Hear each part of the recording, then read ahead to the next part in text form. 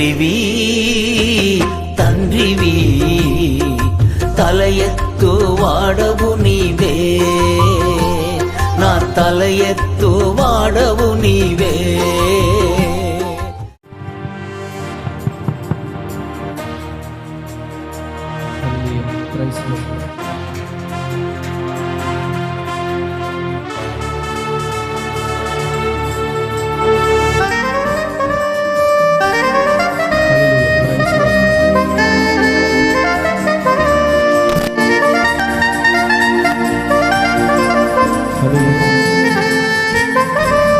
ప్రతి ఒక్కరు కూడా చప్పలు కొడుతూ దేవునాన్ని మహిమపరచుకుందాం. తరతరాలలో యుగాలలో జగతగాలలో దేవుడు దేవుడు యేసే దేవుడు.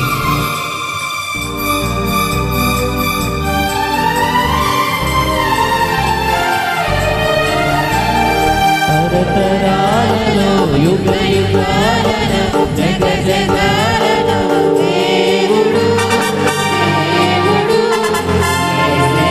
దేవుడు మన దేవుడు దేవుడు యేసే దేవుడు మన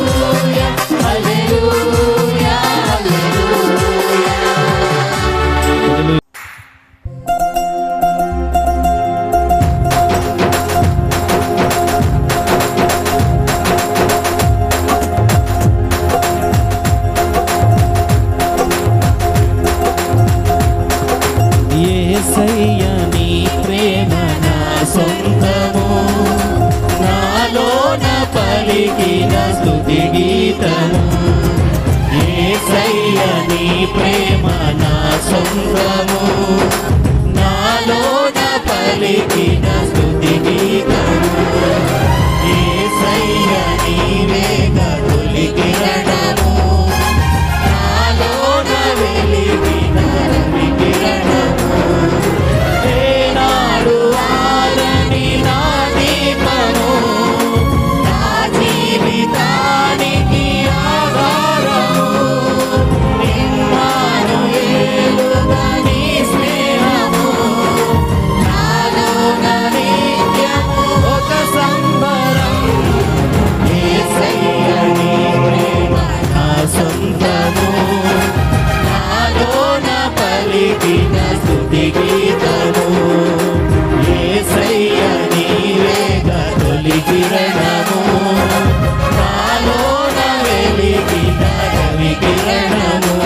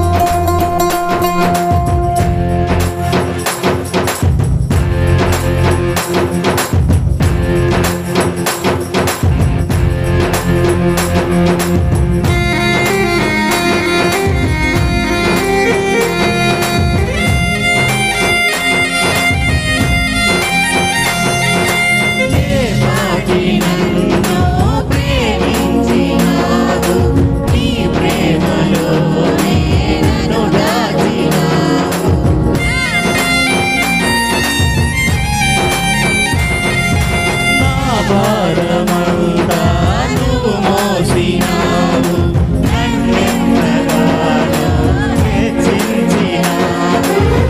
నీ కృపలోనే నన్ను కాచినావు, నీ కనికరమే చూపించినావు. నా హృదిలోనే నీ వాక్య ధ్యానం, నా మదిలోనే నీ నామ స్మరణం. నిన్నే ఆరాధించి నీ దయలోనే జీవించి, నిన్నే పూజించి నీలోనే ధరించి. యేసయ్య నీ ప్రేమ నా సొంతము, నాలోన పలికిన స్తుతి గీతము. యేసయ్య నీవేగ తొలి కిరణము, నాలోన వెలిగిన రవి కిరణము.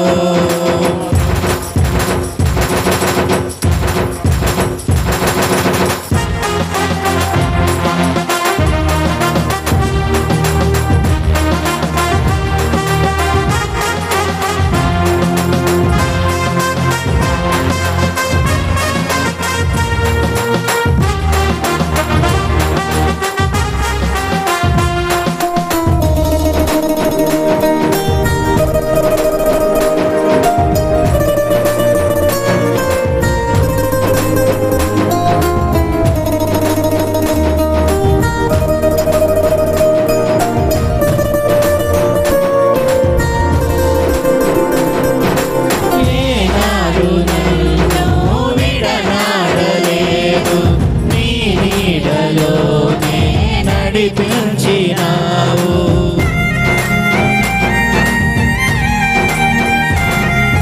లోకాల నేలే రారాజు నీవే, నా జీవనావకు రహదారి నీవే. నా గురి నీవే నా యేసుదేవా, చేరితి నిన్నే నా ప్రాణనాథ. పర్వత శిఖరం నీ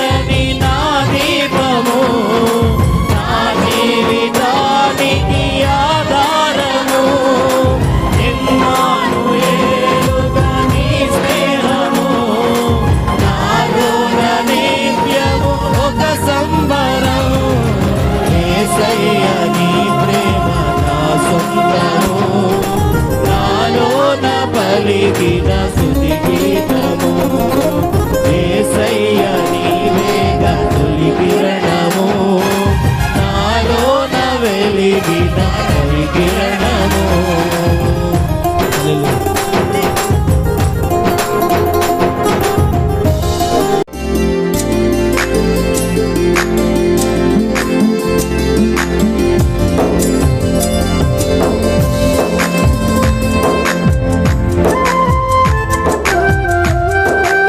ప్రతి ఒక్కరు కూడా చప్పట్లు కొడుతూ దేవుని మహిమపరుచుకుందాం.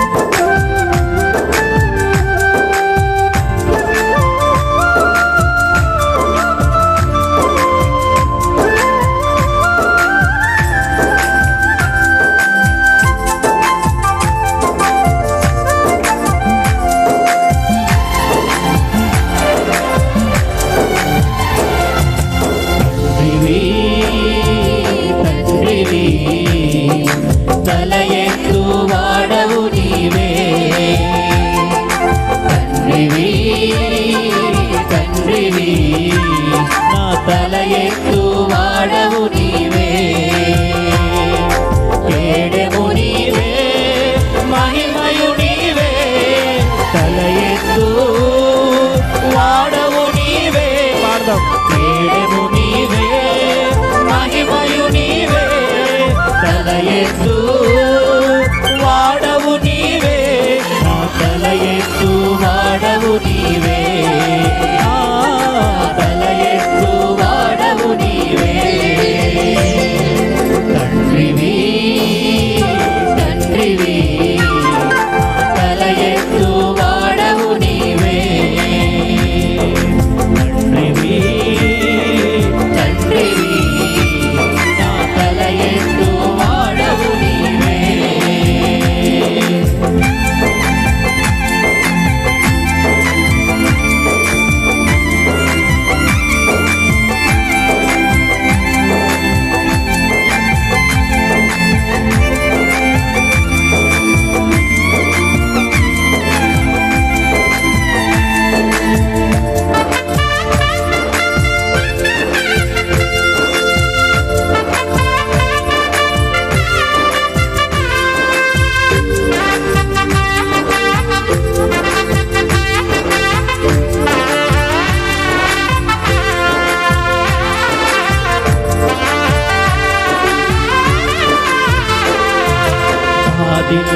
వారు ఎంతో విస్తరించెను నా మీద లేచువారు అనేకులుండెను వారు ఎంతో విస్తరించెను నా మీద లేచువారు అనేకులుండెను అయినను సోలిపోలేదు అలసిపోలేదు సోలిపోలేదు అలసిపోలేదు తండ్రిని వాదుకొనును నన్ను తొట్టిల్లనీయవెన్నడు తండ్రిని వాదుకొనును నన్ను తొట్టిల్లనీయవెన్నడు కేడెము నీవే మహిమయు నీవే తల ఎత్తు వాడవు నీవే పాడదాం కేడెము నీవే మహిమయు నీవే తల ఎత్తు వాడవు నీవే నా తల ఎత్తు వాడవు నీవే తల ఎత్తు వాడవు నీవే తండ్రివి తండ్రివి నా తల ఎత్తు వాడవు నీవే తండ్రివి తండ్రివి నా తల ఎత్తు వాడవు నీవే.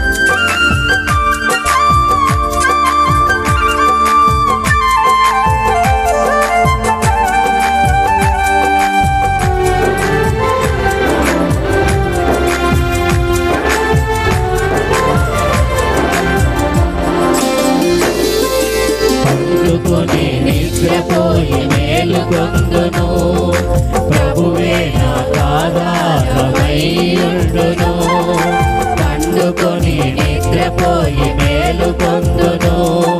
ప్రభువే నాకు ఆధారమై ఉండెను. భయమసలే లేదు, కలవరమే లేదు.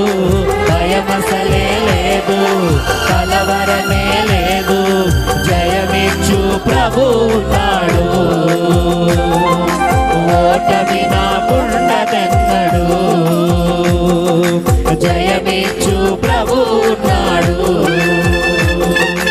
ఓటమి నాకుండదెన్నడు. కేడము నీవే, మహిమయు నీవే. తల ఎత్తు వాడవు నీవే. కేడము నీవే, మహిమయు నీవే. తల ఎత్తు వాడవు నీవే. నా తల ఎత్తు వాడవు నీవే. తల ఎత్తు వాడవు నీవే. తండ్రివి నా తల ఎత్తు వాడవు నీవే. తండ్రివి నా తల ఎత్తు వాడవు నీవే. గేడెము నీవే, మహిమయు నీవే. తల ఎత్తు వాడవు నీవే. గేడెము నీవే, మహిమయు నీవే. తల ఎత్తు వాడవు నీవే. నా తల ఎత్తు వాడవు నీవే. తల ఎత్తు వాడవు నీవే. తల ఎత్తు వాడవు నీవే.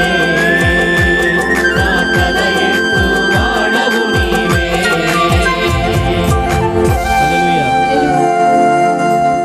ఏమై ఉన్నాడో ఆయన యొక్క కీర్తిని, ఆయన యొక్క ఘనతను, ఆయన యొక్క మహిమను మనము వివరించే సమయము.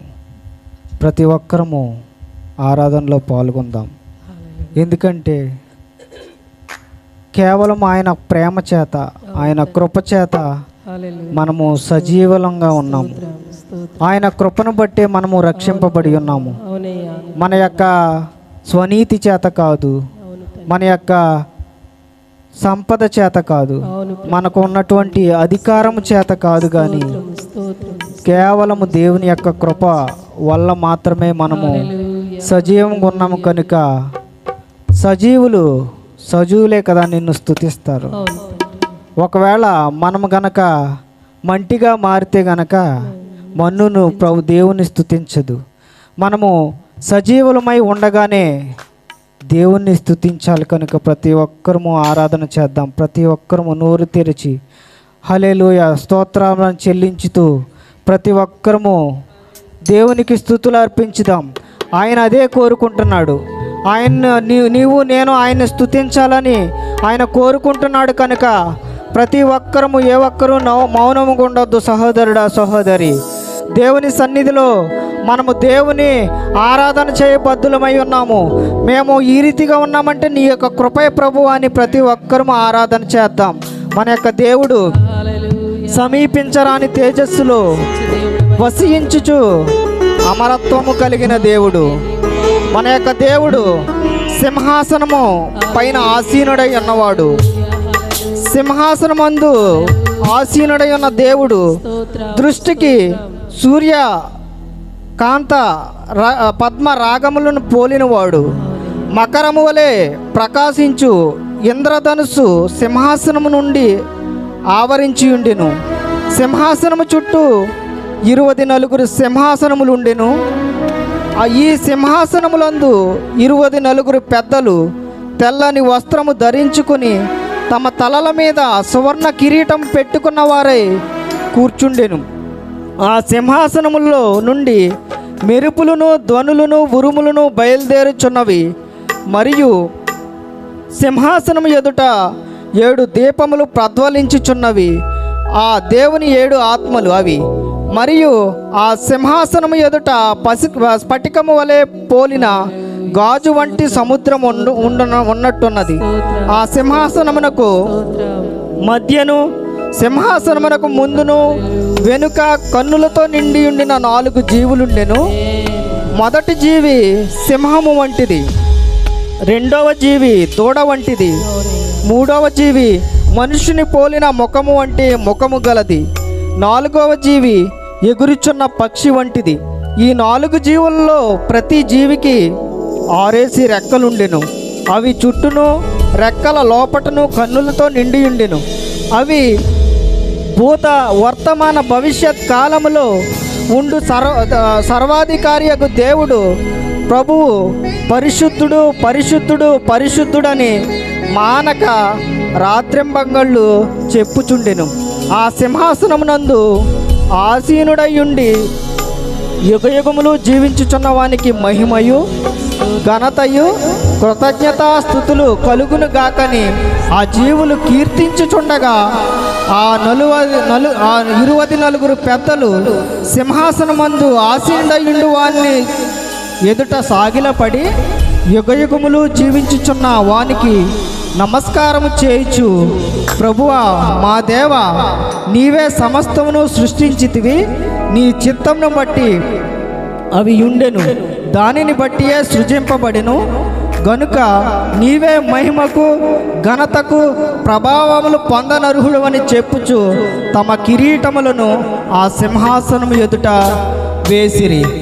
24 పెద్దలు వారికి ఉన్నటువంటి కిరీటాలను మన యొక్క తండ్రి అయిన దేవుని పాదాల చెంత పెట్టి, ప్రభువా మీరే మహిమకు ఘనతకు ప్రభావాలు పొందనర్హుడు అని వారు చెప్పుచు వారికి ఉన్నటువంటి గొప్పతనమైనటువంటి ఆ యొక్క కిరీటాలను ప్రభు పాదాల చెంత పెట్టి వారు దేవుని స్తుతిస్తున్నారు.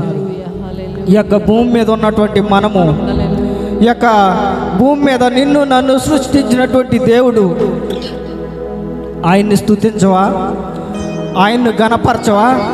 మన యొక్క జీవితాల ద్వారా, మన యొక్క శరీరాల ద్వారా, మన యొక్క ఆత్మ ద్వారా మనము దేవుణ్ణి స్తుతించాలి. కనుక ఆయనే పరిశుద్ధుడు, ఆయనే పరిశుద్ధుడు, ఆయనే పరిశుద్ధుడని ప్రతి ఒక్కరము నోరు తెరిచి దేవుని యొక్క సన్నిధిలో ఆయన్ని స్తుతించుదాం, ఆయన ఆరాధన చేద్దాం. ప్రతి ఒక్కరము ఆరాధన చేద్దాం.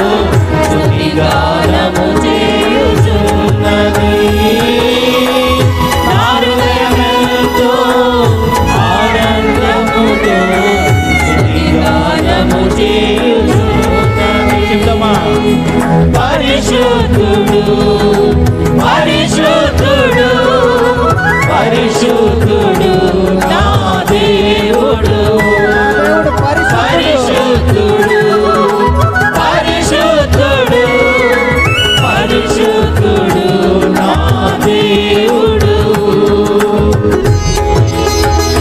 మన దేవుడు పరిశుద్ధుడు. ఎప్పుడైతే నీవు నేను పరిశుద్ధుడని పలుకుతామో మనము మన యొక్క జీవితంలో ఆశ్చర్య కార్యాలను చూడగలుగుతాం. ఆయన పరిశుద్ధుడు కనుక దేవుడు కోరుకుంటున్నాడు, మనల్ని కూడా పరిశుద్ధుడుగా ఉండాలని కోరుకుంటున్నాడు. మన దేవుడు పరిశుద్ధుడు. దేవుడి సన్నిధానములో 7 దీపములు, 7 ఆత్మలు ప్రజ్వలిస్తున్నాయి. నాలుగు జీవులు పరిశుద్ధుడు పరిశుద్ధుడని పొగడబడుతున్న దేవుణ్ణి మనం ఆరాధన చేద్దాం.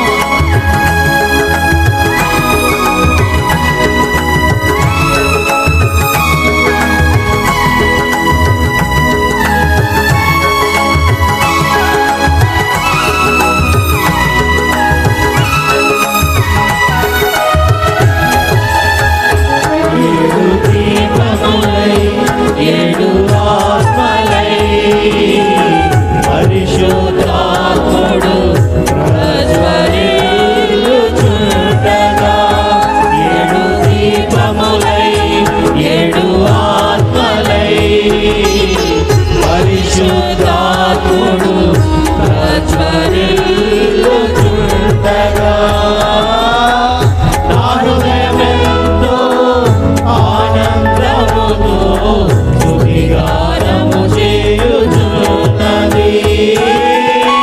నా హృదయమెంతో ఆనందముతో స్తుతిగానము చేయుచున్నది.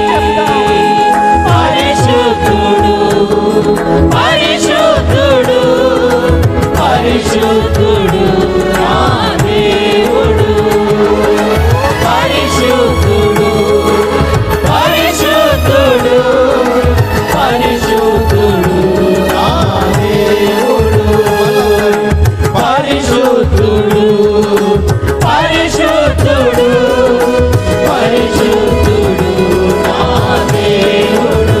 పరిశుద్ధుడు దేవుడు పరిశుద్ధుడు.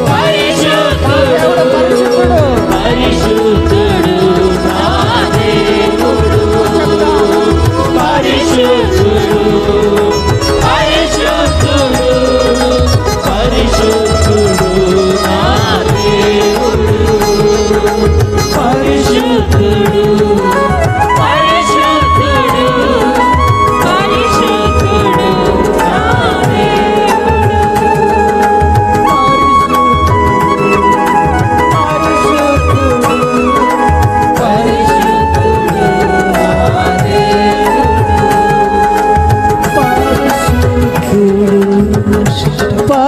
పరిశుద్ధుడు పరిశుద్ధుడు నా దేవుడు పరిశుద్ధుడు. ప్రభువా మీరు పరిశుద్ధుడు పరిశుద్ధుడు పరిశుద్ధుడు నా దేవుడు ప్రభువా మీరు ఎంత పరిశుద్ధుడు పరిశుద్ధుడవు తండ్రి. పాపులమైన మా కొరకు ప్రభువా కలువరి సిలువలో ఈ యొక్క భూమి మీదకు వచ్చి ప్రభువా మా యొక్క పాపాన్ని శాపాన్ని తీసివేయడానికి ప్రభువా తండ్రి రిక్తునిగా చేసుకున్న దేవుడవు ప్రభువా మీరెంత పరిశుద్ధుడు తండ్రి. తండ్రి ఏ యోగ్యత లేనప్పటికీ ప్రభువా మమ్మల్ని ప్రేమించారు ప్రభువా తండ్రి. హృదయ శుద్ధి గల వారు ధన్యులు, వారు దేవుని చూచెదరన్నారు ప్రభువా. మాలో హృదయ శుద్ధి లేనప్పటికీ ప్రభువా తండ్రి మమ్మల్ని ప్రేమించారు ప్రభువా తండ్రి. మమ్మల్ని కరుణించారు ప్రభువా, మమ్మల్ని కనికరించారు ప్రభువా. నీ యొక్క కరుణ నీ యొక్క కనికరము చేత ప్రభువా మమ్మల్ని ప్రేమించి ప్రభువా మేము తండ్రి పొందవలసిన యొక్క పాపాన్ని శాపాన్ని ప్రభువా మీ యొక్క తండ్రి తల మీద వేసుకున్నారు ప్రభువా. మీరు ఎంత గొప్ప దేవుడు ప్రభువా. మహిమోన్నతుడు ప్రభు. అవునయ్యా. తండ్రి ప్రభు, మీరు సింహాసన ఆసీనుడైన దేవుడవు తండ్రి ప్రభు. ఆ యొక్క పరలోకములో తండ్రి ప్రభు జీవులు మానక ప్రభు పరిశుద్ధుడు పరిశుద్ధుడు పరిశుద్ధుడని రాత్రింబవళ్ళు తండ్రి తండ్రి పొగడుచున్న దేవుడవు తండ్రి ప్రభు. మీరు ఎంత గొప్ప దేవుడు ప్రభు. ఆ యొక్క 20 ప్రభు పెద్దలు ప్రభు, వారికి ఉన్నటువంటి ఆ యొక్క కిరీటాలను ప్రభు తండ్రి వారు తీసివేసి ప్రభు మీ యొక్క పాదాల చెత్త వేసి ప్రభు తండ్రి మీరే గొప్ప దేవుడు అని పొగుడుతున్నారు ప్రభు. మీరే సర్వశక్తి గల దేవుడు అని పొగుడుచున్నారు ప్రభు. మహిమకు ఘనతకు అర్హుడవు ప్రభువా మీరే ప్రభు. తండ్రి ప్రభు, మేము అయోగ్యులం ప్రభు, ఎందుకు పనికిరాని వాళ్ళం ప్రభు. తండ్రి ధూళి వంటి వాళ్ళం ప్రభు, ఇంతలో కనపడి అంతలో మాయమైపోయాం. ఆవిరి వంటి వాళ్ళు ప్రభు, గడ్డి పువ్వును పోలినటువంటి జీవితాలు ప్రభు అమ్మాయి. కానీ ప్రభు మీరు జ్ఞాపకం చేసుకున్నారు ప్రభు. తండ్రి మమ్మల్ని కరుణించారు ప్రభు, మమ్మల్ని కనుకరించారు ప్రభు.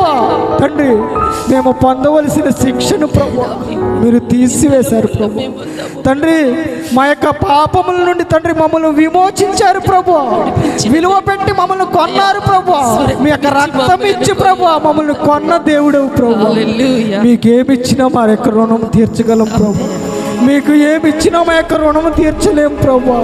మా యొక్క రక్షణ పాత్రను ప్రభా చేత పుచ్చుకుని ప్రభా మిమ్మల్ని మాత్రమే స్తుతి చేయగలం ప్రభా. మీరు పరిశుద్ధుడవు తండ్రి, మీరు పరిశుద్ధుడవు ప్రభా, మీరు పరిశుద్ధుడవు తండ్రి ప్రభా. మీరును తండ్రి మీరు పరిశుద్ధుడవు కనుక ప్రభా మేము కూడా పరిశుద్ధులుగా ఉండాలని కోరుకుంటున్న దేవుడు తండ్రి ప్రభా. తండ్రి మేము తండ్రి ప్రభా ప్రభా ఆవిరిని పోలిన బ్రతుకులు కలిగి కూడా ప్రభా మేము అనేక విధాలుగా అనేక రీతులుగా తండ్రి ప్రభా మమ్మల్ని మేము హెచ్చించుకుంటున్నామేమో ప్రభా. దయతో క్షమించండి తండ్రి. ఎందుకు పనికిరాని వాళ్ళం ప్రభా, తండ్రి ధూళి వంటి వాళ్ళం ప్రభా. తండ్రి తండ్రి ప్రభా సహాయం తండ్రి. గొప్ప దేవుడు తండ్రి, మీ అందు భయముతోను భక్తితోను విశ్వాసంతో జీవించే జీవితాలు మాకు అందరికీ అనుగ్రహించండి ప్రభు. నీ యొక్క వాక్యమునకు తండ్రి ప్రభు భయపడి ప్రభు నీ యొక్క వాక్యం పట్ల తండ్రి శ్రద్ధ కలిగి ఉండడానికి మాకు అందరికీ తండ్రి ప్రభు మంచి అవకాశాన్ని అనుగ్రహించండి ప్రభు. మీరు పరిశుద్ధుడు తండ్రి, మీరు పరిశుద్ధుడు తండ్రి, మీరు పరిశుద్ధుడు తండ్రి ప్రభా. ప్రభా పరలోకంలో తండ్రి తండ్రి మిమ్మల్ని ఆరాధన చేస్తున్నారు ప్రభా. ఈ యొక్క భూలోకంలో ప్రభా ఎవరైతే మిమ్మల్ని ఆరాధిస్తున్నారో ప్రభా ప్రతి వారిని మీరు దర్శించండి ప్రభా. తండ్రి జీవము గల దేవుని శక్తి సంఘములో ప్రభా సంఘముగా కూడి ప్రభా తండ్రి యొక్క రాత్రికాల సమయంలో ప్రభా మిమ్మల్ని ఆరాధిస్తున్నాం ప్రభా. మీరే పరిశుద్ధుడు, మీరు మాత్రమే మహిమకు అర్హుడు అని, మీరు మాత్రమే ఘనతకు పాత్రుడు అని, మీరు మాత్రమే తండ్రి ప్రభా ప్రభావాలు పొందనర్హుడు అని ప్రభా. మీ యొక్క సన్నిధిలో తండ్రి మా యొక్క హృదయాలతో ప్రతి ఒక్కరము ఆరాధిస్తున్నాం ప్రభు. ఆరాధించిన ప్రతి బిడ్డను మీరు చూస్తున్న దేవుడు ప్రభు. ప్రతి బిడ్డ హృదయాన్ని మీరు చూచిన దేవుడు ప్రభు. ఏ బిడ్డ ఏ హృదయంతో తండ్రి మిమ్మల్ని ఆరాధించిందో ప్రభు ప్రతి హృదయాన్ని మీరు చూసిన దేవుడు. ఎంత గొప్ప దేవుడు ప్రభు, సర్వశక్తి కలిగిన దేవుడు తండ్రి. తండ్రి మీ పాదాలు పట్టుకుంటే కూడా మేము అర్హులము కాము ప్రభు. తండ్రి మిమ్మల్ని ప్రభు అంటాం కూడా తండ్రి యోగ్యత లేని వారు ప్రభు. అయినప్పటికీ ప్రభు మీ యొక్క కృప మాపై చూపారు ప్రభు. మీరు మమ్మల్ని కనికరించారు ప్రభు. ఏ యోగ్యత ఏ అర్హత లేనప్పటికీ ప్రభు మీ యొక్క కరుణ మీ యొక్క ప్రేమ మాపై చూపించారు ప్రభు.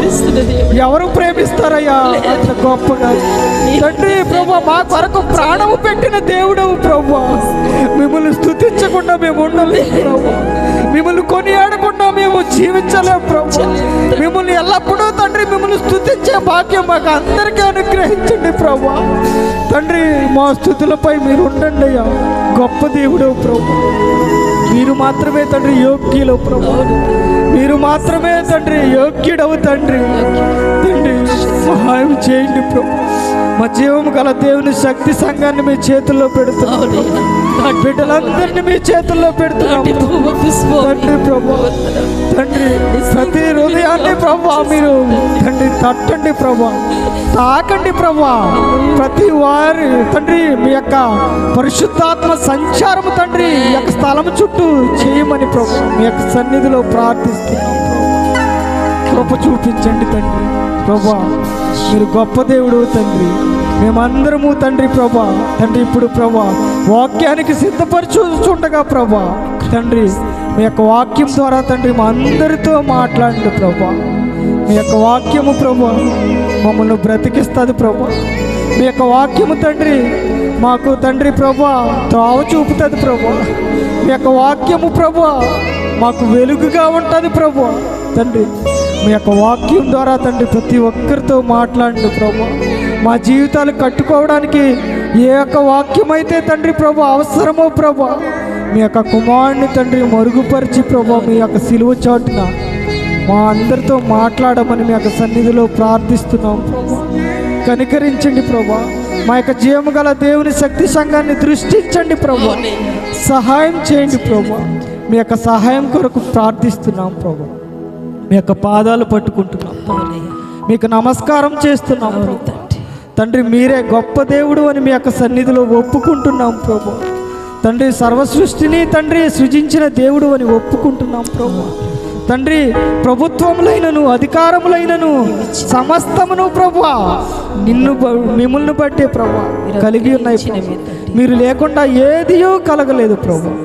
అట్టి తండ్రి ధన్యత మాకు అందరికీ అనుగ్రహించండి ప్రభు.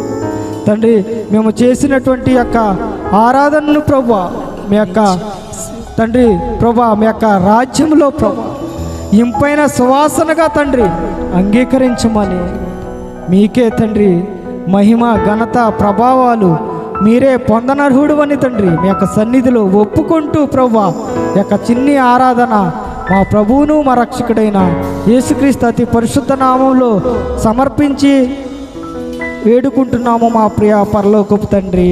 ఆమేన్.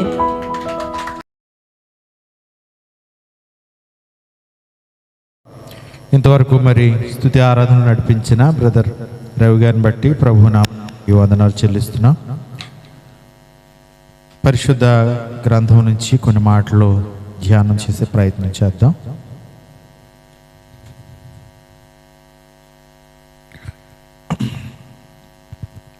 ఇర్మియా గ్రంథం 17వ అధ్యాయం.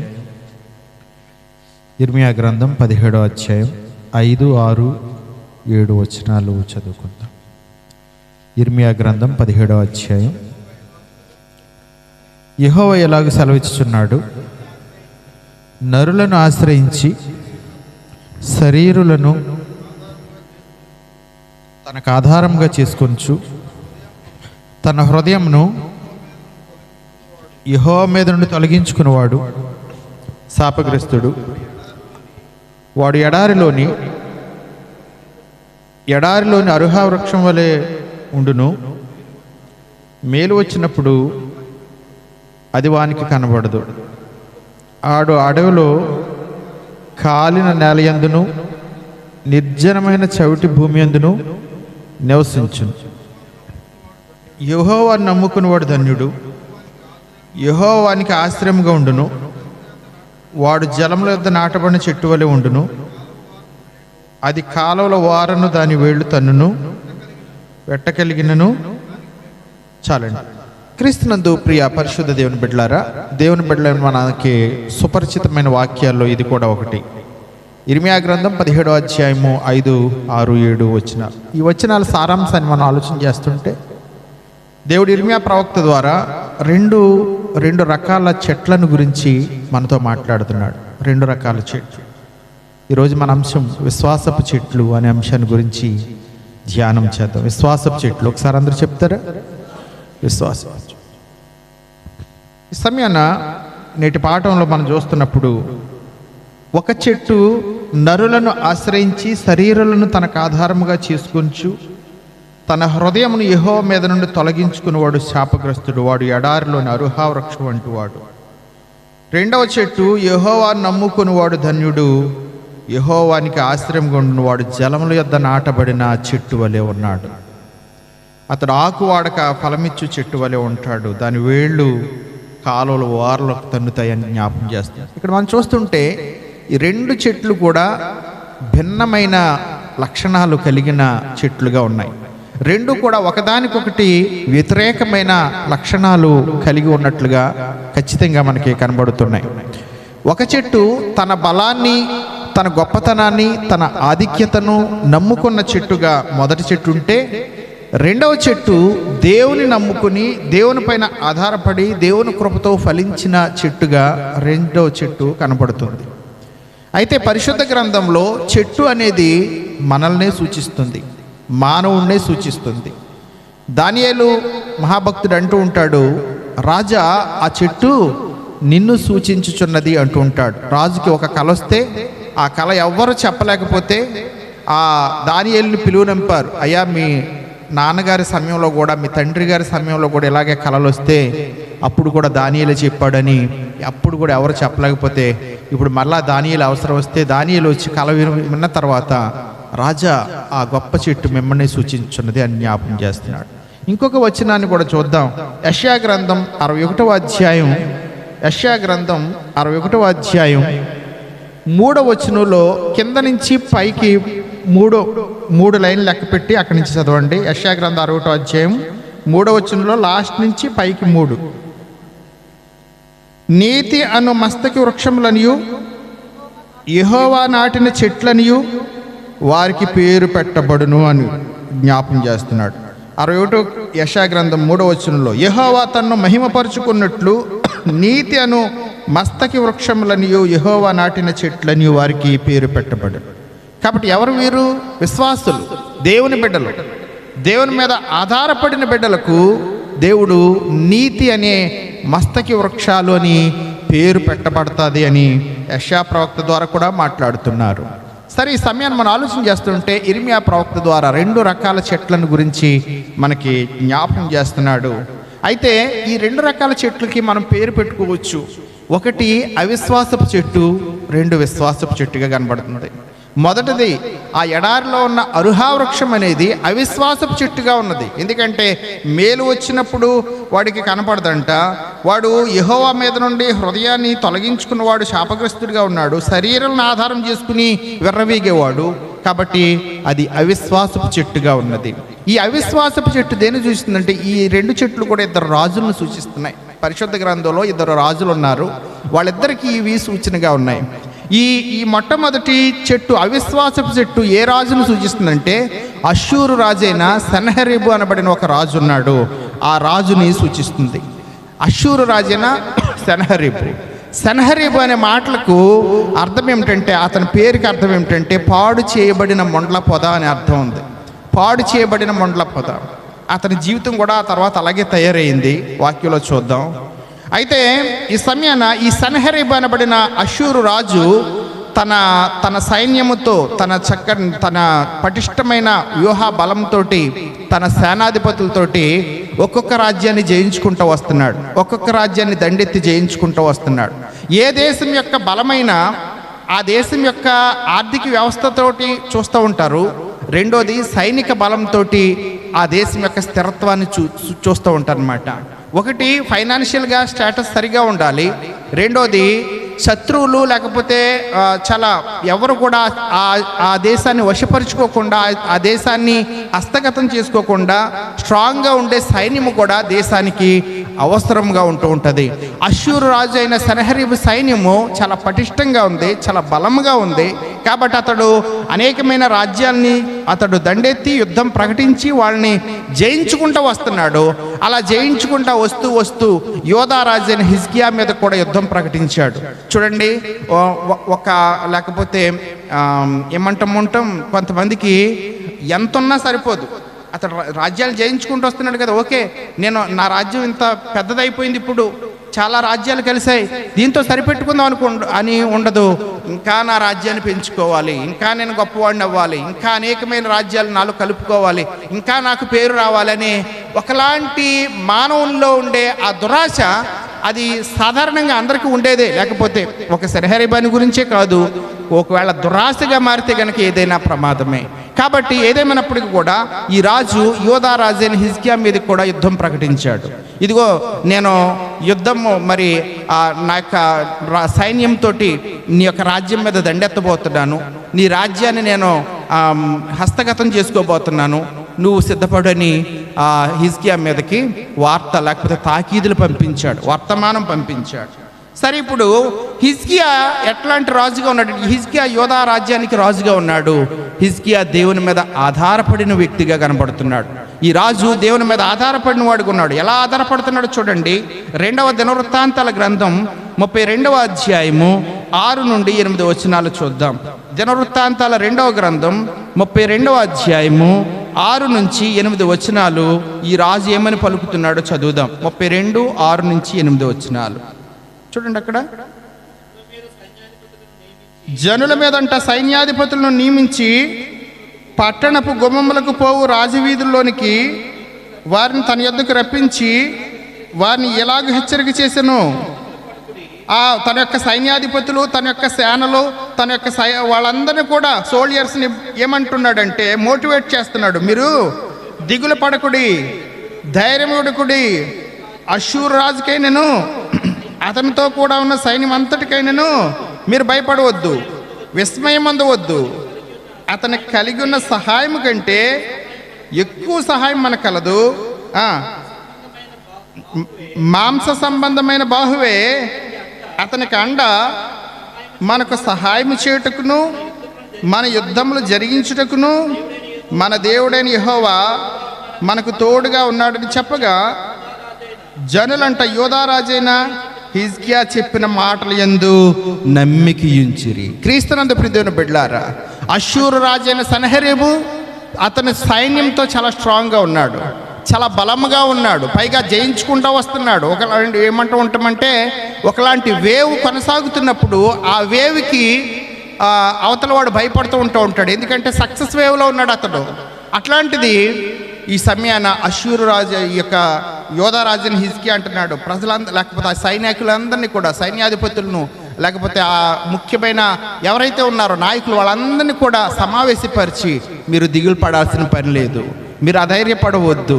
ఇదిగో ఆ యొక్క సన్హెరీబు అనబడిన రాజుకు ఉన్నది ఏమిటంటేనంట మాంస సంబంధమైన అండ.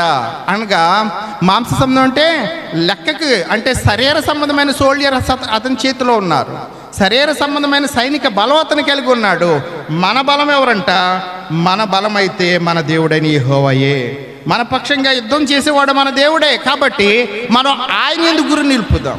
మన దేవుడు మనం విడిచిపెట్టేవాడు కాదు. ఈ రాజు ఒకవేళ దండెత్తి ఏమైనా చేసుకొనియండి, మీరు ధైర్యం విడవద్దు, మీరు విశ్వాసం నుంచి సన్నగిల్లవద్దు. ఇదిగో మనం ఏమైపోతామని చేతులెత్తేయొద్దు, మనం ధైర్యంగా ఉందాం. మన దేవుడు మనల్ని విడిచిపెట్టడని ఆ యొక్క తన యొక్క సైన్యం అంతటిని కూడా మోటివేషన్ చేయటం మొదలు పెడుతున్నాడు, సిద్ధపరుస్తున్నాడు, లేకపోతే వాళ్ళని బలపరుస్తున్నాడు, ప్రోత్సాహపరుస్తున్నాడు. క్రీస్తునందు ప్రియమైన బిడ్డలారా, చాలాసార్లు శత్రువు చెలరేగిపోతుంటే కనుక విశ్వాసం నీరుగా పోతూ ఉంటుంది. విశ్వాసము ఉన్న సామర్థ్యం కూడా ఏమైపోతుందంటే ఎనర్జీ లెవెల్స్ తగ్గిపోతూ ఉంటాయి, ఎందుకంటే అవతలోడు అంత బలంగా ఉన్నాడు కాబట్టి. గొలియాతు యొక్క కండలు చూసే వీళ్ళందరూ కూడా ఏమైపోయారు, యువతలు కూడా ఉన్నారు, యువతలు కూడా పోరాడే ఉంటాడు కదా, సౌలు కూడా తయారు చేసుకున్న వాళ్ళు ఉంటారు కదా, వాళ్ళంతమంది సైనికులు అనగా వాళ్ళందరూ కూడా ఉంటారు. కానీ వాళ్ళు ఆడి బలంతో చూసుకున్నప్పుడు వీళ్ళ బలం అసలు ఏమాత్రం లెక్కగా కనపడతలేదు అనమాట. అందుకని ఏమైపోయారు, వాళ్ళు నిర్జీవం అయిపోయారు అనమాట. కాబట్టి ఇప్పుడు ఈ యొక్క అలాగే ఇక్కడ కూడా హిజ్కియా ఏమని రాజు జ్ఞాపకం చేస్తున్నాడంటే, రే బాబు, వాళ్ళ సంఖ్య బలం ఎక్కువ ఉందనుకోవద్దు, లేకపోతే వాళ్ళ చేతుల్లో ఉన్న ఆయుధాలు గొప్పవి ఉండవచ్చు, కానీ మీరు వాటిని చూడొద్దు, వాటి వైపు చూడొద్దు, దేవుని వైపు చూద్దాం, దేవుని వైపు చూద్దాం. అయితే హిజ్కియా అన్న మాటకి యెహోవా బలము కలిగిన వాడు అని అర్థం అండి. హిజ్కియా అన్న మాటకి యెహోవా మీద ఆధారపడిన వాడుగా ఉన్నాడు హిజ్కియా అనబడిన రాజు. ఈ సమయాన్ని మనం చూస్తూ ఉంటే అయితే సన్హెరీబు ఏం చేస్తున్నాడు తెలుసా, ఇక్కడ నుంచి అక్కడికి, అక్కడి నుంచి ఇక్కడికి వార్తలు చేరవేసే వాళ్ళు ఉంటారు. ఇప్పుడు కూడా చూడండి, మనం ఇద్దరి మధ్యన విభేదం వచ్చిందనుకోండి, గొడవ వచ్చిందనుకోండి, ఇక్కడ మాటలు అక్కడికి వెళ్తూ ఉంటే అక్కడ మాటలు ఇదిగో ఆవిడ ఇలాగంటుంది. అలా మరి రాజుల దగ్గర కూడా అలాగే వెళ్తాయేమో. కాబట్టి ఈ యొక్క యోధారాజు అని ఏమంటున్నాడో అన్నీ తెలుసుకుని అంటున్నాడు. తర్వాత అధ్యాయం చదవండి, చాలా బాగుంటుంది. సన్హెరీబు వచ్చి ఏమంటున్నాడంటే వాళ్ళందరినీ, ఇదిగో నేను ఇంతవరకు కూడా చాలా రాజ్యాలు జయించుకుంటూ వస్తున్నాను కదా, జయించుకుంటూ వస్తున్నప్పుడు యుద్ధం ప్రకటించినప్పుడు ఆ దేశాల వాళ్ళు కూడా వాళ్ళ దేవుళ్ళని దేవతల్ని పూజించారు. యుద్ధంలో మాకు విజయం దయచేయమని వాళ్ళ దేవుడికి మొరపెట్టారు. అయితే వాళ్ళ దేవుళ్ళు దేవతలు వాళ్ళని కాపాడలేకపోయారు. నా చేతిలోంచి వాళ్ళు విడిపించలేకపోయారు. నా విజయాన్ని అడ్డుకోలేకపోయారు. నా యొక్క అప్రహాతమైన నా విజయాన్ని నేను కొనసాగించుకుంటూ వచ్చాను. నా చేతిలోంచి వాళ్ళని ఎవ్వరూ రక్షించలేకపోయారు. వాళ్ళ దేవుళ్ళు దేవతలు వాళ్ళని రక్షించలేనప్పుడు మీ దేవుడు ఎలా రక్షిస్తాడు? కాబట్టి నా బలం ముందు మీ దేవుడు ఎంత? కాబట్టి నా బలం ముందు మీరు ముందే డ్రాప్ అయిపోవడం మంచిది, ముందే నాకు సాగిలపడటం మంచిది, ప్రాణాలతోనే మిగులుతారు, ఏదో ఒక రీతిగా నా రాజ్యంలో కనీసం బ్రతికే అవకాశం ఉంది. కాబట్టి మీరు ఈ యొక్క హిజ్కియా మాటలని బేస్ చేసుకోవద్దు, అతని మాటలను నమ్మవద్దని సన్హెరీబు అతనితో ఉన్న వాళ్ళంట అక్కడ ఉపయోగించిన మాట చూడండి, ఎలాంటి ట్రాన్స్లేషన్ చేశారంటే పేలాపనలు పేలారంట. ఆ మాట చాలా బాగుంది. పేలాపలు చాలాసార్లు గొడవలు జరిగినప్పుడు వస్తూ ఉంటాయి, పేలిపోతున్నాడు ఒకటి అంటే స్థాయికి మించి మాట్లాడటం అనమాట. ఆ మాట ఏమిటంటే స్థాయికి మించి, తహతుకు మించి మాట్లాడటం. ఈ రోజుల్లో అయితే బహుశా ఆ పదం చాలామంది తెలియపోవచ్చు. ఒకవేళ మామూలు భాషలో పెద్ద పెద్ద మాటలు మాట్లాడుతున్నారు, నీకు చాలా మాటలు వచ్చినాయి ఈ రోజున. క్రీస్తునందు ప్రియమైన బిడ్డల, సన్హెరీబు కూడా పేలిపోతున్నాడంట. పేలాపలం అతనితో ఉన్నవాళ్ళు కూడా సన్హెరీబుని చూసుకుని, మీ దేవుడు మిమ్మల్ని రక్షించగలడా? మా బలం ముందు, మా ఆయుధాల ముందు. క్రీస్తునందు ప్రియమైన బిడ్డలారా, అటువంటి సమయంలో మనం ఆలోచన చేస్తుంటే అయితే హిజ్కియా అంటున్నాడు, మనం దేవుని వైపు చూద్దాం. మన అండ దేవుడే, మన బలం దేవుడే, మనం దేవుని విడిచిపెట్టొద్దు. చూడండి, ఆ రోజుల్లో హిజ్కియాకి అండగా ఎవరున్నారంటే యెషయా ప్రవక్త అతనికి అండగా ఉన్నారంట. వాళ్ళు చేసిన పని చూద్దాం. 32వ అధ్యాయంలో 20 నుంచి 23 వచనాలు చూడండి. 32వ అధ్యాయంలో 20 నుంచి, రాజైన హిజ్కియాయును ఆమోజు కుమారుడైన యెషయా అను ప్రవక్తను ఇందుని గురించి ప్రార్థించి ఆకాశం తట్టు చూచి మొర్ర పెట్టగా యెహోవా ఒక దూతను పంపెను. అతడు అష్షూరు రాజు దండులోని పరాక్రమశాలులందరినీ, సేనా నాయకులను, మెల్లగా అధికారులను నాశనము చేయగా అష్షూరు రాజు సిగ్గునొందిన వాడై తన దేశమునకు తిరిగిపోయెను. ఇంకా చదవమ్మ. అంతటా అతడు తన దేవుని గుడిలోనికి చొచ్చినప్పుడు అతని కడుపును పుట్టిన వారే అతని కత్తి చేత చంపిరి. ఈ ప్రకారము యెహోవా హిజ్కియాను, యెరూషలేము కాపురస్తులను అష్షూరు రాజైన సన్హెరీబు చేతిలో నుండి, అందరి చేతిలో నుండి రక్షించి అన్ని వైపులను వారిని కాపాడినందున అనేకులు యెరూషలేములో యెహోవాకు అర్పణలను యోధారాజైన హిజ్కియాకును కానుకలు తెచ్చిచ్చిరి. అందువలన అతడు అప్పటి నుండి సకల జనముల దృష్టికి ఘనతనుంది. ఎంత అద్భుతమో చూడండి. అక్కడ రాయబడిన మాటలు ఒకసారి మనసు పెట్టి చదవండి. రాజైన హిజ్కియాయును అలాగే ఆమోజు కుమారుడైన యెషయా ప్రవక్త వారు ఏ వైపు చూశారంటే, ఒక పక్కన సైన్యము మీదకి యుద్ధం చేయడానికి బయలుదేరుతూ ఉంటే, లేకపోతే కాలు దువ్వుతుంటే వారంట ఆకాశము తట్టు చూచారంట. ఆకాశం తట్టు, ఆకాశము నా సింహాసనం అన్న దేవుని వైపు చూశారంట. చూడండి, వాళ్ళు సైన్యం వైపు చూడలేదంట. అయ్యి బాబు ఇంతమంది వచ్చేస్తున్నారా, వీళ్ళందరూ కూడా ఒక్కొక్కడో లేకపోతే ఒక్కొక్కడిని పట్టుకున్నా, ఇద్దరిద్దరిని పట్టుకున్నా, అసలు వాళ్ళ వైపే చూడలేదంట. ఆకాశము తట్టు తేరి చూడగా, చూడండి దేవుని కార్యము 20వ వచనంలో, యెహోవా ఒక దూతను పంపెను. ఆ దూత అష్షూరు రాజు యొక్క దండులోని పరాక్రమశాలందరినీ, సేనా నాయకులను, అధికారులను నాశనము చేయగా. చూడండి దేవుని కార్యం ఎలా ఉంటుందో ఇంతకంటే ఉదాహరణ ఏం కావాలి? ఇప్పుడు గమనించండి, ఆ యొక్క సన్హెరీబు అష్షూరు రాజు యొక్క సైన్యము వాళ్ళ యొక్క ఇప్పుడంటే ఈ ట్యాంకర్లు లేకపోతే మిసైల్స్ ఇవన్నీ కూడా వచ్చేసినాయి. కానీ అప్పుడు బహుశా యుద్ధం ఎలా ఉండదో మనం చూడలేదు. కానీ అప్పుడు ఎలా ఉండదు కదా, అప్పుడు కత్తులును లేక ఖడ్గాలు, ఈట్లు, లేకపోతే బాణాలు, సంథింగ్ ఇంకేమైనా వ్యవహారం ఉండేదేమో. ఇప్పుడు వాళ్ళందరూ వస్తూ ఉంటే కనుక చూడండి, అవతలలో అలా చేతిలో అందరి చేతిలో ఆయుధాలు ఉన్నాయి వాళ్ళకి, లేకపోతే వాళ్ళకి సైన్య వ్యూహం అంతా ఉంది. యువతల యోధారాజోళ్ళు మనం చూస్తుంటే కనుక ఒక్క సైనికుడు కత్తి దూసాడా, ఒక్కడ ఏమైనా అవతలోడు తల, లేకపోతే ఆ హిజ్కియా సన్హెరీబుని తల నరికాడా, ఇంకొకటి ఎవడైనా లేకపోతే కత్తితో పొడిచాడు. వీళ్ళు అసలు ఏమీ మొదలు పెట్టలేదు, అసలు ఏమీ వీళ్ళ కత్తికి పదినే పెట్టలేదు, పనే చెప్పలేదు. ఎవరు చేశారంటే యుద్ధం? దేవుడు పంపించిన దూత. అందులో ఎవరిని లేపేయాలో, ఎవరే తలలు తీసేయాలో, పరాక్రమశాలులందరినీ కూడా, నాయకులందరినీ కూడా, అధికారులందరినీ కూడా వరుసపెట్టి దేవుని దూత హతం చేసేసిందంట. అంటే ఒక మాటలు చెప్పాలంటే వీళ్ళ చేతికి మట్టి, అది మామూలు భాష, వీళ్ళ చేతికి అసలు మట్టి కానీ వీళ్ళ ఒంటికి చెమట కానీ పట్టకుండా దేవుడు అక్కడ యుద్ధం చేశాడా లేదా? యుద్ధం చేశాడా లేదు. కాబట్టి హిజ్కియా అంటున్న మాట, అయ్యో బాబు రే, వాళ్ళ యొక్క స్వరూపాలను చూడొద్దురా బాబు, వాళ్ళ యొక్క మంది మార్బలను చూడొద్దు, వాళ్ళ ఆయుధాలను చూడొద్దు, వాళ్ళ వ్యూహాలు, వాళ్ళ ఘేంకారాల్ని, లేకపోతే కాలు దూవటాన్ని మీరు చూసి బెంబేలెత్తిపోవద్దు. దేవుని వైపు చూద్దాం, దేవుని వైపు చూద్దాం. ఇంకా ఘోరమైన విషయం ఏంటంటే, ఇప్పుడు చూడండి, యుద్ధమేమో దేవుడు చేసేసాడు, వీళ్ళకి అసలు ఏ యొక్క చెమట చుక్క కూడా పట్టకుండా అద్భుతమైన విజయం వచ్చింది. అక్కడ రాస్తున్న మాట, అష్షూరు రాజు సన్హెరీబు సిగ్గునొందిన వాడై తన దేశానికి తిరిగి వెళ్ళిపోయాడు. అంతటా అతడు ఎక్కడికి వెళ్ళాడంట? తన దేవుని గుడిలోనికి చొచ్చి ఏమీ లేనివాడిగా బెక్క చచ్చిపోయి ఉంటే ఎవరి చేతిలో చచ్చిపోయాడంట? అతని కడుపును పుట్టిన వారే అతన్ని అక్కడ కత్తి చేత పడు. ఎంత విచారకరమైన విషయం చూడండి. ఎప్పుడైనా సరే ఒక వ్యక్తి పుట్టుక ఎక్కడ పుట్టాడో, ఎలా పుట్టాడో కంటే ఎక్కడ మరణించాడో, ఎలా మరణించాడో చెప్పుకుంటారు. ఎలా చనిపోయాడండి అంటూ ఉంటారు. అందుకని అలాంటి వాళ్ళు కామన్ పీపుల్. ఒక రాజు దేశాలని జయించిన వాడు, దేశాల మీద సవాల్ చేసిన వాడు, హిజ్కియా రాజు యోధా రాజు మీద సవాల్ చేసిన వాడు వెళ్ళి ఇప్పుడు ఒక రాజు యుద్ధంలో చనిపోయాడు అనుకోండి, చనిపోయినా యుద్ధంలో చనిపోతే కనుక శత్రువు చేతిలో చనిపోయాడంటే పోరాడి చనిపోయాడండి చెప్పుకోవడానికి బాగుంటుంది. వాడు పోరాటంలో చనిపోయాడు, ఏం సాషామషిగా చనిపోలా, మొత్తం మీద పోరాడి చనిపోయాడు, వాడు వీరుడండి.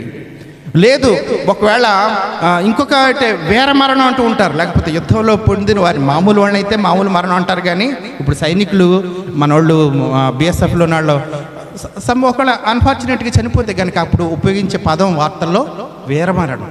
వాళ్ళది మామూలు మరణం కదా, అంటే అతడు వీరుడు, తన వీరత్వంతో ముందుకు వెళ్ళినప్పుడు చనిపోయాడు. కాబట్టి వీరమరణం ఆ మాట వినడానికి కానీ వాళ్ళ కీర్తి అనమాట అలా ఉండిపోద్ది లైఫ్ టైం అనమాట. ఎప్పుడు చెప్పుకున్నా అతను మామూలుగా మరణం కాదండి, పలానా పోరాటంలో వీరమరణం పొందాడు. ఇక్కడ మనం చూస్తుంటే శత్రువుల చేతిలో చనిపోలేదు, లేకపోతే ఇంకెవడో చేతిలో చనిపోలేదు, అనారోగ్యంతో చనిపోలేదు. అతన్ని కడుపున పుట్టిన వారే, అతని సొంత కుమారులే అతను ఏం చేశారంట.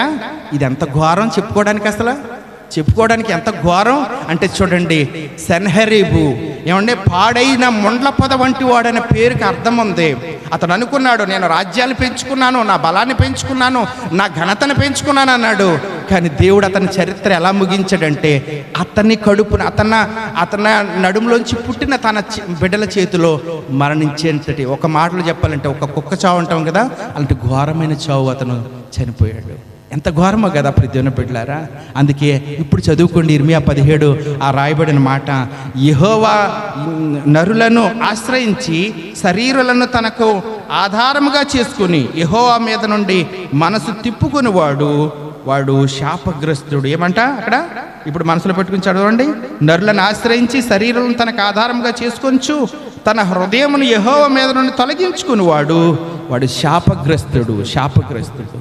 చూడండి హిజ్కియా. ఇప్పుడు ఇంకొక విషయం ఏంటంటే, అట్ ది సేమ్ టైం అతను మరణమేమో ఘోరాతి ఘోరంగా, ఇంకా అసలు చెప్పుకోవడానికి కూడా వీలు లేకుండా దేవుడు రాసి పెట్టాడు. అంతేకాదు 22వ వచనంలో ఆ ప్రకారం ఇప్పుడు ప్రజలందరూ యోధావారందరూ ఏం చేశారంటేనంట, యెహోవాకును హిజ్కియాకును వాళ్ళందరూ కూడా దేవునికి కానుకలు తీసుకొస్తున్నారు. దేవుడు ఎంత కార్యం చేశాడండి. అసలు మా కత్తులు బయటికి తీయలేదండి, మా కత్తులకి పదునే మేము పని చెప్పలేదండి. ఎంత అద్భుతమైన కార్యం అండి. వాళ్ళు ఏంటి అసలు, వాళ్ళందరూ కూడా పులోమని వెళ్ళిపోవటం ఏంటి, పిరుగు వాళ్ళలాగా వాళ్ళ రాజు చచ్చిపోవటం ఏంటి. కాబట్టి సమయం మనం చూస్తుంటే 23వ వచనంలోనేమో, అప్పటి నుండి సకల జనముల దృష్టికి హిజ్కియా ఘనత పొందినవాడైన.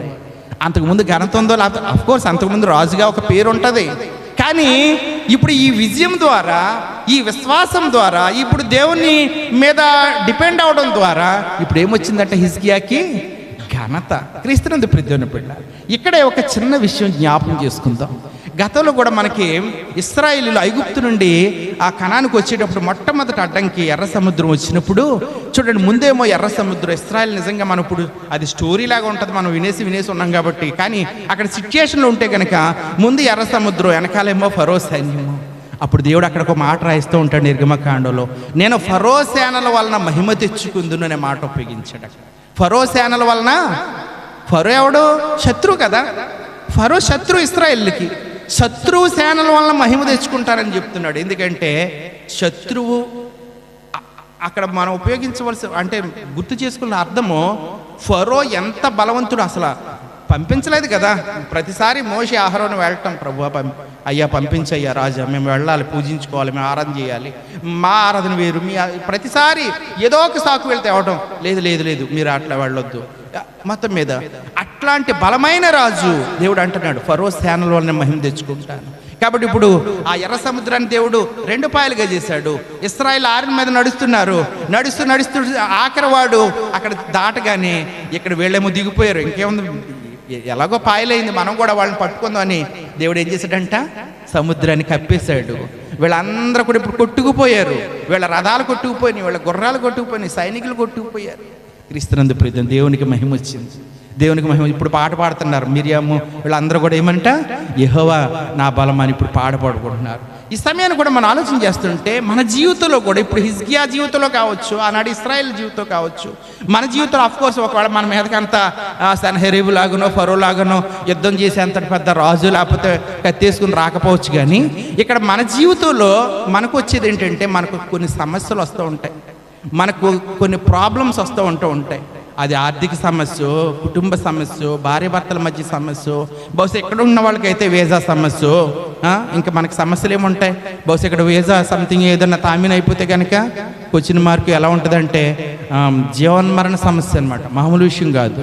కాబట్టి ఇట్లాంటి బలమైన సమస్య, ప్రభు నాకు ఎందుకు సమస్య పెట్టాడు, నేను చర్చికి వెళ్తాను కదా, నేను దేవుని మందిరంలో కానుకలు ఇస్తున్నాను కదా, నేను బాగానే ప్రార్థన చేసుకుంటున్నాను కదా, వాళ్ళకంటే వాళ్ళు చూడ ఎలా ఉన్నారు. చాలాసార్లు మనం కంపేర్ చేసుకుంటూ ఉంటాం, లేకపోతే ఇతరులతో పోల్చి చూసుకుంటూ ఉంటాం. దేవుడు ఎందుకు నా జీవితంలో సమస్య పెట్టాడు, నాకు ఎందుకు ఈ పనిష్మెంట్ దేవుడు ఇచ్చాడు, నాకు ఎందుకు ఈ కష్టాన్ని అనుమతించాడు, నేను దేవుల్లో ఉంటున్నాను కదా, దేవుల్లో బలంగా ఉంటున్నాను కదా. మరి అట్లయితే హిజ్కియాకి ఎందుకు ఇచ్చాడు ఇప్పుడు సన్హెరీబుని శత్రువుగా, ఎందుకు అతని మీదకి వచ్చాడు, నా మీదకి ఎందుకు రావాలి, అట్లా కాదు, దేవుని వైపు చూడడం మొదలుపెట్టాడు. వచ్చాడు శత్రువు, వచ్చినప్పుడు ఏం చేశాడంట, దేవుని వైపు. ఇక్కడ కూడా మనం గమనించదగిన విషయం ఏంటంటే, దేవుడు మన జీవితంలో కూడా ఒక ప్రాబ్లం, ఒక సమస్య, ఒక విపత్కరం, ఒక కష్టము, ఒక మింగుడు పడని, కొరుకు పడని అనారోగ్యము, బలహీనత ఎందుకు పెడుతున్నాడంటే, ఆ బలమైన సమస్యను బట్టి నువ్వు ఎవరి దగ్గరికి రావాలి, దేవుని దగ్గరికి రావాలి, దేవుని వైపు చూడాలి, దేవుని ఆశ్రయించాలి. హిజ్కియా చేసింది అదే కదా. వాళ్ళందరూ కూడా అతను చూడటమే కాకుండా, బాబు మీరందరూ కూడా ధైర్యం పోగొట్టుకోవద్దురా బాబు, మీ విశ్వాసాన్ని పోగొట్టుకోవద్దు, మన దేవుడు శక్తిమంతుడురా, వాళ్ళు మనుషులు రా యుద్ధం చేసేది, మన దేవుడు వాళ్ళతో యుద్ధం చేస్తాడు, మీరు ఎందుకు కంగారు పడుతున్నారు. క్రీస్తునందు ప్రీతిని పెట్టారా, చాలాసార్లు మన జీవితంలో ఈ ఉదాహరణలు అన్నీ ఉన్నప్పుడు కూడా మనం ఎందుకు పిరికి వాళ్ళమైపోతూ ఉంటాం.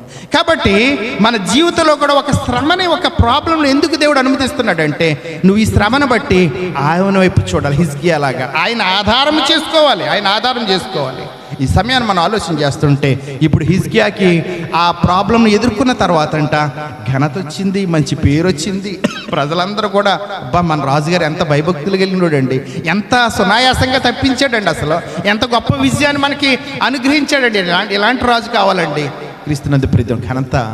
ఈ సమయాన్ని మనం ఆలోచన చేస్తుంటే, మన జీవితంలో శ్రమల్ని మనం తిట్టుకుంటున్నాం, శ్రమల్ని శత్రువులాగా చూస్తున్నాం. శ్రమ అందరికీ శత్రువే, శ్రమ ఎవరికి కూడా మిత్రుడు కాదు, శ్రమను ఎవడో ఇష్టపడడు. కానీ ఆ శ్రమలే మనల్ని దేవుడికి దగ్గర చేస్తాయి. శ్రమల దగ్గర ఇంకొక మాట చెప్పమంటారా, చాలాసార్లు పాస్టర్ గారు చెప్పి, అది నేను కావచ్చు ఇంకెవరైనా కావచ్చు, పాస్టర్ గారు చెప్పే ప్రసంగం, దేవుని మాటలు మనకి మన సిచ్యుయేషన్ బాగున్నప్పుడు, మన రోజులు బాగున్నప్పుడు ఎలా ఉంటుందంటే, పాస్టర్ గారు కాబట్టి ఆయన చెప్పాలి కాబట్టి ఆయన ఏదో సిద్ధపడి వచ్చాడు, నాలుగు మాటలు ఏదో చెప్పుకుంటూ పోయాడు అని అన్నట్టు అనిపిస్తూ ఉంటుంది అనమాట. మనం మామూలుగా ఉన్నప్పుడు అదే మాటలో అదే పాస్టర్ గారు అదే ప్రసంగం మన సిచ్యుయేషన్ బ్యాడ్గా ఉన్నప్పుడు ఒకవేళ చెప్పారు అనుకోండి, మన పరిస్థితి బాగున్నప్పుడు, మన బలహీనత ఉన్నప్పుడు, మనకి ఏదైనా వీసా సమస్య, ఒక ఫైనాన్షియల్ సమస్య ఉన్నప్పుడు వచ్చి కూర్చుంటే కనుక ఆ రోజు పాస్టర్ గారు చెప్పినప్పుడు, పాస్టర్ గారు ఈరోజు నాతోనే మాట్లాడారండి, పాస్టర్ గారు నిజంగా నా కోసమే చెప్పారు, అసలు ఆయన చెప్పి నోటి నుంచి వచ్చిన ప్రతి మాట నా గుండెని తాకిందండి, నా మనసు ఎంతో హత్తుకుంది. అసలు ఇక్కడ విషయం ఏంటంటే ప్రసంగం ఏం మారలేదు, పాస్టర్ గారు మారలేదు, మన సిచ్యుయేషన్ మారింది, మనం కూడా మారలేం, మనం యథాలాగానే వచ్చాం. మన జీవితంలో ఉన్న సిచ్యుయేషను నిన్ను దేవుని మాటకు దగ్గర అయ్యేటట్లు చేసింది. కాబట్టి సమయాన్ని మనం ఆలోచన చేస్తుంటే ఒక మాట మనం చదువుకుందాము. యేసుక్రీస్తు ప్రభువారు మత్తయి సువార్తలో 2 రకాల చెట్లను గురించి ఆయన కొండ మీద ప్రసంగంలో చెప్పారు. 2 రకాల చెట్ల గురించి ఆ మాట చెప్పుకుని మనం ముగిద్దాం. మత్తయి సువార్త 7వ అధ్యాయము, మత్తయి సువార్త 7వ అధ్యాయము 17, 18, 19. అలాగుననే ప్రతి మంచి చెట్టు మంచి ఫలములు ఫలించును, పనికిమాలిన చెట్టు కాని ఫలములు ఫలించును. మంచి చెట్టు కాని ఫలములు ఫలింపనేరదు, పనికిమాలిన చెట్టు మంచి ఫలములు ఫలింపనేరదు. మంచి ఫలములు ఫలింపని ప్రతి చెట్టు నరకబడి అగ్నిలో వేయబడును. కాబట్టి మీరు వారి ఫలముల వలన వారిని తెలుసు. మన గుర్తింపు ఏంటంటేనంట, మన ఐడెంటిటీ ఏంటంటేనంట, మన ఫలాలను బట్టి మనం ఎవరో తెలుసుకుంటారంట. అది యేసయ్య కావచ్చు, లోకం కావచ్చు. మన గుర్తింపు ఏంటంటే మన ఫలం అనమాట. మనం ఏ ఫలాలు ఫలిస్తున్నాం. 2 రకాల చెట్లు ఇక్కడ కూడా 2 రకాల ఫలములు. మంచి ఫలములు ఫలించే చెట్లు కొన్ని ఉన్నాయి, పనికి మాలిన ఫలాలు ఫలించే చెట్లు కొన్ని ఉన్నాయి. ఇప్పుడు వ్యవసాయదారుడు బాగానే పొలం వేస్తాడండి, కానీ పొలంలో కొన్ని కలుపు మొక్కలు వస్తాయి కదా, అవి ఏమి రైతు వేసిన అవి వస్తాయంతే, అన్ఫార్చునేట్గా వస్తూ ఉంటాయి. కాబట్టి ఇప్పుడు ఆ కలుపు మొక్కలు ఇదంతా ఎనర్జీ అంతా లాగేసుకుంటూ ఉంటాయి, ఎరువులన్నీ పీల్చేసుకుంటూ ఉంటాయి. కాబట్టి కలుపు మొక్కల్ని ఎదగనిస్తాడా రైతు? దాన్ని మనుషుల్ని బట్టి పీకిస్తూ ఉంటాడు, మనుషుల్ని బట్టి తీయించేస్తూ ఉంటాడు. ఈ సమయాన మంచి ఫలాలు ఫలించే చెట్టుని చాలా భద్రంగా దాన్ని కాపాడుతూ ఉంటాడు. ఈ రోజున నువ్వే చెట్టులా ఉన్నావు, నీ ఫలాలు మంచి ఫలాలు ఫలిస్తున్నాయి. ఈరోజు నువ్వు దేవుని కొరకు మంచి ఫలాలు, హిజ్కియా మంచి ఫలాలు ఫలించటం కాదు, తన రాజ్యమంతా ఫలించేటట్లు చేశాడు. తన నాయకత్వంతో, తన అధికారంతో, తన మోటివేషన్ తోటి తన రాజ్యం అంతటిని దేవుని వైపు తిరిగేలా చేశాడు. ఈరోజు అట్లీస్ట్ మన కుటుంబాన్ని తెప్పగలుగుతున్నామా? ఈరోజు మన కుటుంబాన్ని, లేకపోతే మన చుట్టూ ఉన్న వాళ్ళని, కనీసం మన రూమ్లో ఉన్న వాళ్ళని దేవుని వైపు మంచి ఫలములు ఏదో ఒక ఫలం కాదు, మంచి ఫలాలు ఫలించాలంట. ఆయన మరొక మాట చెప్తూ ఉంటారు, ఇదిగో గొడ్డలి చెట్ల వేరును అన్నది మంచి ఫలాలు ఫలించబడి ప్రతి చెట్టు నరకబడి అగ్నిలో వేయబడుతుంది. అగ్ని అంటే హెచ్చరిక, వార్నింగ్ కూడా ఇస్తున్నాడు దేవుడు. ఒకవేళ కనుక నువ్వు సరైన ఫలాలు ఫలించకపోతే, మంచి ఫలాలు ఫలించకపోతే, ఏదో ఫలించేసాను ఏదోటి ఫలించాను కదయ్యా నా పేరుకి, లేదు మంచి ఫలాలు ఫలించాలంట, మారు మనసు తగిన ఫలాలు ఫలించాలంట. ఈ సమయాన చూడండి, హిజ్కియా యెహోవా నమ్ముకుని వాడు ధన్యుడు, వాడు దాని యొక్క వేళ్ళు కాలంలో వారిన తన్నును, అది వర్షం లేని సంవత్సరం చింతనందదు, కాపు మానదు. కాబట్టి ఆ రీతిగా ఒక విశ్వాసపు చెట్టుగా అతడు నిలిచిపోయాడు చరిత్రలో. ఈరోజు మనము కూడా ఇలాంటి వాగ్దానాలు మన కోసం దేవుడు రాయించాడు. కాబట్టి వాటిని మనం రిసీవ్ చేసుకోగలుగుతున్నామా? వాటిని మనం స్వీకరించగలుగుతున్నామా? వాటిని మనం మన జీవితాల్లో ఇంప్లిమెంట్ చేసుకోగలుగుతున్నామా? మనం కూడా స్ఫూర్తిని పొందగలుగుతున్నామా? కాబట్టి మనము కూడా ఈరోజు హిజ్కియా వలె దేవుని నమ్ముకుని ఆయన ఆధారం చేసుకుని ఫలించిన మంచి చెట్ల వలె ఉండటానికి పరిశుద్ధాత్మ దేవుడు మనందరికీ సహాయం చేసి నడిపించునుగాక.